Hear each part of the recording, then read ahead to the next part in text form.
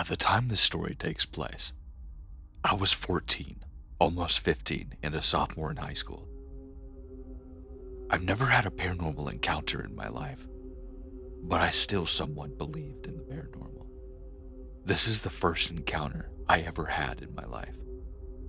In case you don't know what a skinwalker is, they're people that can morph into an animal of their choice and originate from Navajo legends. I'll go further in depth of why I think this encounter was a skinwalker later in the story. So I was at my cousin's house with both of my stepbrothers, and all of us were really into Nerf guns at the time. I'll refer to my cousin as T, my older stepbrother as J, and my younger as A. For our entertainment, we decided to split up into two teams and have what we call a Nerf war. Very creative, I know. The goal of the game was to knock down both of our opponents by hitting them once with a Nerf bullet, as it was pretty difficult to accomplish.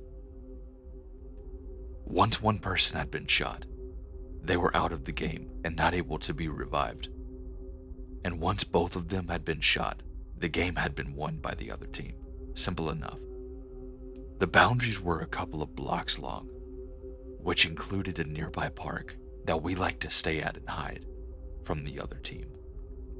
Because it was getting dark and we had to leave my cousin's house soon, we decided to have another quick round.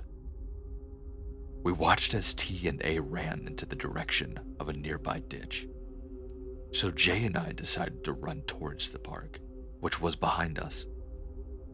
We ran for a couple of minutes until we reached the huge, fake rock that had a slide on top of it, and we decided to camp up there. For a few minutes we sat there, waiting to see if they would try and sneak up on us, because they knew that we would be in that park. Jay and I noticed that there was a dog next to the jungle gym, walking around aimlessly, and we thought maybe it was T's Chihuahua. However, we heard somebody call its name and realized that there was a guy standing there in the nearby garden. Naturally, we didn't think much of it, except that it was a little creepy that he was just standing there. I tried to rationalize and told Jay that he was probably just watering the plants, despite the fact that he obviously wasn't. Before we could realize, the man was gone. But again, we thought nothing of it. Out in the field next to the park, I spotted two figures lying down next to a hill, T and A. Jay and I split up. I hid behind a row of bongos, and he hid behind the nearest rock. After a few moments of silence between us, I told him that we should move into a nearby brush and stalk them from afar. But he refused to. Out of nowhere, we heard a loud screeching coming from the nearby brush. We thought it was some type of bird, specifically like an eagle sound or something. But I also suspected that it could have been a coyote. A few moments later, I was looking and admiring the sky when I noticed a shooting star, which I initially thought was a plane. I'm not sure whether if it's a significance to the story, but you'll find out why I think it might later. From that point on, we both had a very strange feeling that we were being watched by someone or something. I had a very weird tingling sensation that was starting at my feet and went up to my chest. It happened multiple times, and Jay said that he had a burning chest feeling, that there was a pain that lasted for a long while, to the point where he could barely run. After we left our spot and were going back to the route to T's house, we heard a screech again, but it sounded like it came from where we were hiding. Ultimately, we won the match, but our parents were looking for us, and we had to leave his house. T decided to spend the night at our house, and as we were waiting for him in the car, A had asked us if we had heard the screech. We started to discuss what we had thought it was, and we all had agreed that it was some kind of eagle.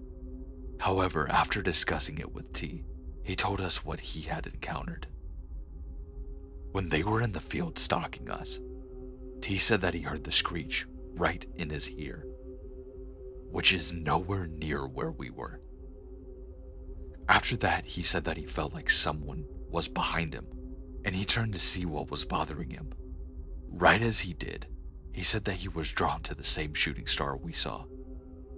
After we had left the park, which they weren't aware of, they said they both heard Jay's voice calling desperately out to A, his brother.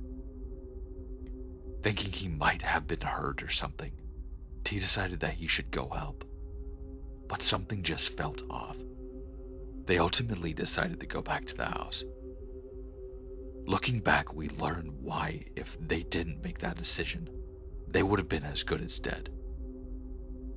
T said that he had the exact same feeling as we did, while making his way back to the house. Because I was a very big horror stories fan, and heard a lot about these skinwalkers. I asked them if they had thought it could possibly be one, but nobody really thought so.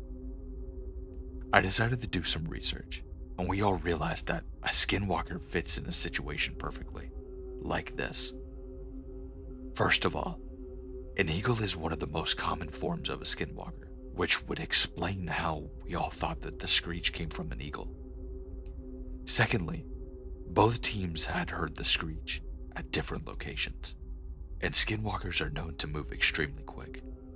Third, they can morph into familiar faces and also imitate voices, which would explain how they heard Jay's voice calling out after we left the park. Lastly, they can actually dig through your mind and know what your fears are. And T was always afraid of people getting hurt while we were playing.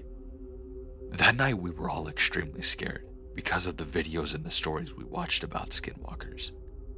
However, the final piece of the puzzle was when I woke up to A standing in the doorway, crying. Our dog had died the night before in her sleep. According to one of many sources I found, I read that some skinwalkers are able to poison the loved ones of the victims after an encounter. What do you guys think? Do you think what I encountered was an actual skinwalker, or was it a huge coincidence?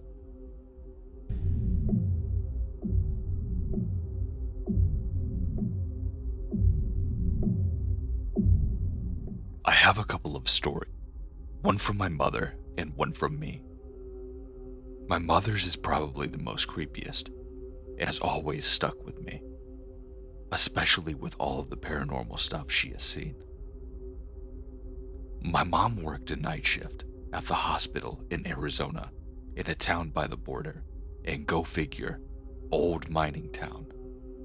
Well, anyways, she's working her night shift, going room to room, when an old lady who walked the halls due to insomnia told her some weird goat man kept trying to get in through the doors.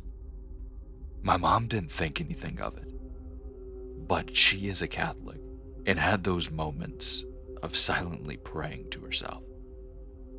After a few moments, there was a shriek. She couldn't explain it, but that it was a horrible shriek that made your blood turn into ice. She then went to the nurse's station to ask if anyone else heard that, in which they did. Come to realize that the shriek was heard all around the hospital, freaking everyone out, especially paranormal religious ladies and men. A few of them go to look out of the windows and see hoof marks on the doors and windows, and the marks had no trail towards or away from the building.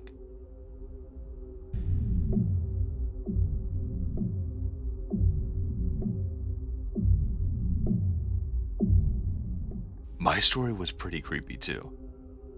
I too became a CNA and worked at a lockdown dementia and Alzheimer's unit at night. I've had creepy moments, but this one will stick with me I was finishing up my binders when a light goes off in the hall. So I took it, punched my code in, and went out since the other CNA was busy with someone else. I go in and ask if everything is okay. Sleepily, my little lady tells me that there's a darn woman who keeps knocking on her window, wanting to come in, and that she really wants to just go back to sleep. She insists I go and let her in, and I'm thinking to myself, oh no, this sounds all too familiar. I reassure her, peeking out the window. Nothing was there. Maybe she was just dreaming and really tired and mistook it as her roommate. After that incident, I head back into my unit, sit, eat a snack, chat with my head nurse, talk with my usual insomniacs. Mind you, this is around 3-ish a.m. The light goes off, and in my unit. Also, this unit has no outbound lines at all. I head down to her hall and ask if everything was alright. My lady says that she can't sleep. Someone keeps banging on her window and that she is scared. I pretty much about crap myself at this point. I again reassured my lady, thinking, what just happened? I tell my nurse and she laughs and said that this has been happening for years.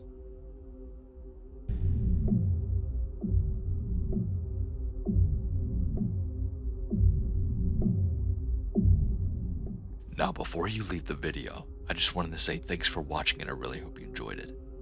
If you would like to see more Skinwalker stories, let me know down in the comment section. If you did enjoy this video, make sure to like, comment, and if you're new to this channel, make sure to subscribe. We're doing nothing but growing. I've got a lot, and I mean a lot, of content coming for October. I'm telling you right now, you guys better be ready. We've got a lot of really cool stories and videos coming out this month. So make sure to keep your eye out for that by turning on those post notifications so you get the videos immediately when they come out. If you'd also like to check out the links in the description, which have my Twitter, Instagram, and my Gmail if you would like to submit a story. I would really like to do some subscriber stories. I really love doing those. But other than that, stay safe, stay scary, and I'll see you in the next one. The end.